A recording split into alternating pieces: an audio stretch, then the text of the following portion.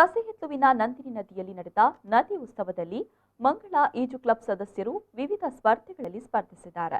ಬಾಲಕರ ಈಜು ಸ್ಪರ್ಧೆಯಲ್ಲಿ ನಿಶಾಂತ್ ಭಟ್ ದ್ವಿತೀಯ ಸ್ಥಾನ, ಬಾಲಕಿಯರ ಈಜು ಸ್ಪರ್ಧೆಯಲ್ಲಿ ಆರಾಧನಾ ಬೇಕಲ್ ದ್ವಿತೀಯ ಸ್ಥಾನ ಹಾಗೂ ಮುಕ್ತ ಪುರುಷ ಮಹಿಳೆಯರ ಮಿಶ್ರ ಕಯಾಕಿಂಗ್ ಸ್ಪರ್ಧೆಯಲ್ಲಿ ನಾಗೇಶ್ ಹಾಗೂ ಪಂಚಮಿ ಪ್ರಥಮ ಸ್ಥಾನ ಹಾಗೂ ಶ್ರವಣ್ ಕೋಲೂರು ಮತ್ತು ಆರಾಧನಾ ಬೇಕಲ್ ತೃತೀಯ ಸ್ಥಾನವನ್ನು ಗಳಿಸಿ ಪ್ರಶಸ್ತಿ ಹಾಗೂ ನಗದು ಪುರಸ್ಕಾರವನ್ನು ಪಡೆದಿದ್ದಾರೆ.